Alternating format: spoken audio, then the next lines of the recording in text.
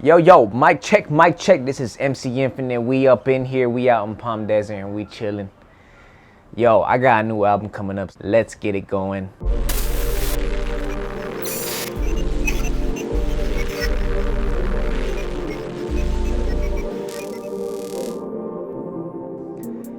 MC Infinite is not only my artist name, it represents the nature of an artist has multiple or limitless possibilities.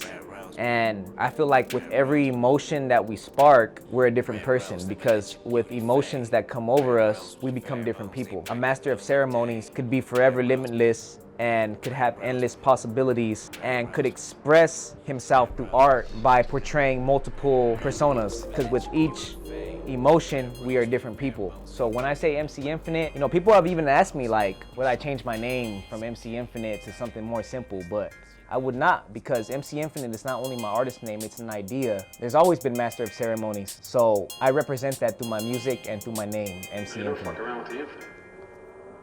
I've been cruising to the west side, riding through the 10, let me catch the views. Let me hit it, save that pussy for the next time. Burning calories, yeah, that's all we do. Lost up in the smoke. The name MC Infinite, it didn't come right when I started rapping. At first they called me Rapping Assassin. That was my name. It's so simple, it's so common, Rapping Assassin, you know what I mean? But I was like, I need to come up with something more meaningful, something that's not so violent also. So I thought of MC Infinite. And one of the reasons, honestly, one of the things that influenced me to choose that name MC Infinite is the fact that Eminem was one of my favorite artists, and one of his first albums was titled Infinite, and it was never heard by a lot of people, but it was still dope. So I chose this name probably around when I hit freshman year of high school. I was like, Infinite sounds dope, MC Infinite, and that's how I chose it. And besides me choosing the name Infinite because it was the first album of my favorite rapper, it was also because it had a lot of meaning to it. So original name is Rapping Assassin, but MC Infinite will always be my name. It's a trip because in high school, they were always like, Assassin, you're Assassin. Hey, Assassin, spit some shit, They used to always call me Assassin because that was my original name, and I honestly got tired of it. And then people were even always telling me like, Assassin, there's so many other assassins, there's so many other rapping assassins, there's so many other rappers that call themselves assassins. So, I just changed it up, bro. Like, I just made something more, more intimate, which is Infinite. So like in high school, when I switched my name to MC Infinite, they started calling me Infinite, and then whenever someone talked about me or introduced me to somebody, it was never like, oh, it's MC Infinite, or it's my boy Ray. Once in a while it was like my boy Ray, but like 90% of the time people were like, oh, let's get Infinite up in here, it's my boy Infinite. And it just became natural, and then to this day they call me Infinite. And like I said before, people have asked me like, would you ever consider changing your name? And I never would. My name is Ray Castro, aka MC Infinite. MC Infinite, that name is infinite, it'll always last, MC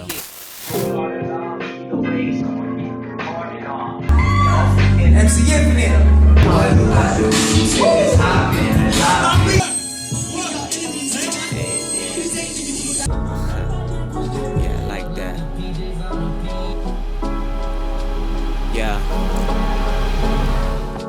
And they like, oh, now you didn't. As my both eyes are squinting in the smoke, cloud my vision on the road. I said just please hold on a minute, take a toll on my penance. 24-hour visits on my own, let them know. You haven't heard from MC Infinite in so long because I've been in artistic mode, man. I wear so many hats. I know for a while I was doing Faded Fridays, and before that I was going live twice a week. So I was super active on social media. I was super active last year. I was super active on music videos. So my YouTube was popping, blah, blah, blah, blah, just coming out all 2020 during the pandemic, just dropping shit, you know what I mean? And I was going live twice a week on Instagram. And then it became from twice a week to once a week, which became Faded Fridays. So I would just get my drink on, get in my zone, and do Faded Fridays. And that was every week, boom, boom, and I kept it consistent for about 3 months, you know what I mean? And then, poof, I vanished. I just went ghost. I went ghost, and then people were like, the fuck happened to Ray? And people, you know, it's crazy, bro. In this day and age, people think that just because you go ghost on social media, that you're ghost in real life. But honestly, when you go ghost on social media, that's when you're the most active in your life, you know, because I went ghost because I chose to. I chose to isolate myself and put myself with my own thoughts so that I can give you guys more art. So everything I did, like disappearing from social media, not responding for weeks, not doing anything for months, that's all because I was creating. I put myself into creative mode. I came up with new shit. Even when I couldn't even write anything, when I had writer's block, it's like, I still need to lock myself up in this room, motivate myself, feel something, and make some new music for you guys. So that's what I did. I've been gone for so long because I was creating. But now it's time to let you guys know that something new is coming, and it's coming real soon.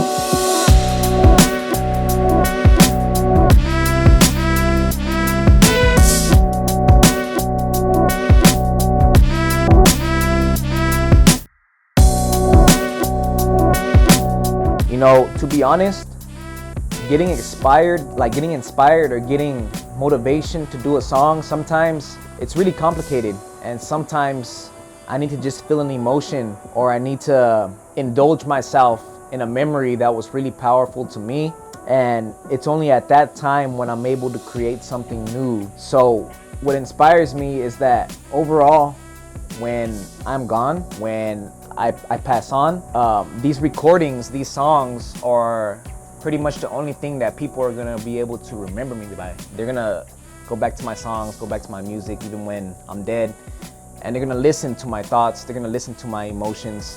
So overall, it motivates me and it inspires me to do music because it's something that we could always leave behind, even a long time after we're gone, you know? And I think the memories that we have, good or bad, we should always keep them to heart because it makes us who we are and it transforms us. And that transformation is what I put into every song, and that's what inspires me, is that we transform, and that will always be here through our music. Riding these clouds, yeah, I'm riding these clouds and I'm vibing it out, and I'm riding it out. I'm just riding it out, said I'm riding these clouds, never fly with a frown.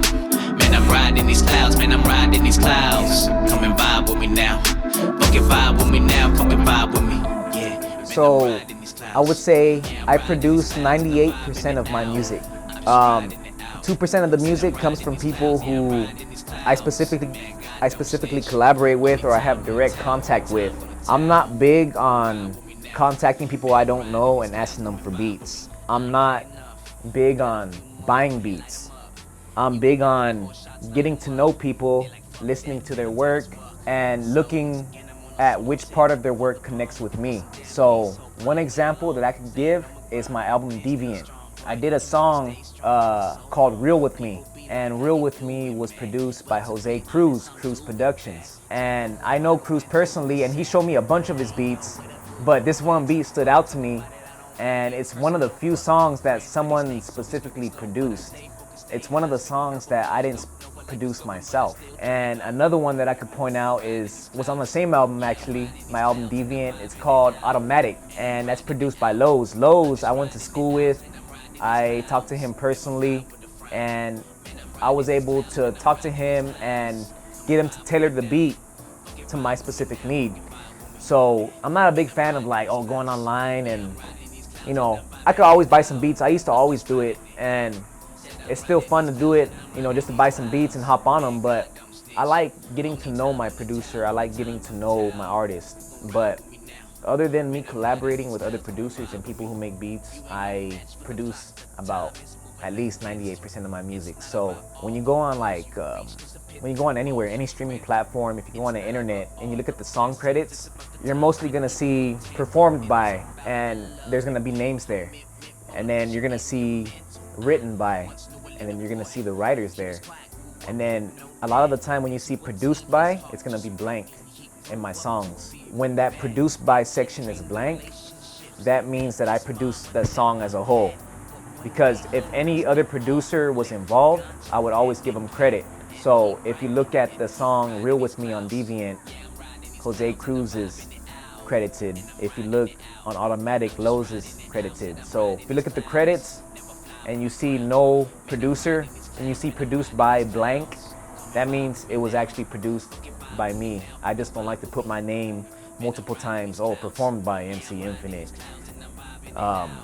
produced by MC Infinite. If I made it and I wrote it, you already know I produced it. If it's blank, it's not like I'm gonna take somebody else's beat and just use it, you know? So if it says produced by blank on my songs, which most of them do, that means I produced it all myself.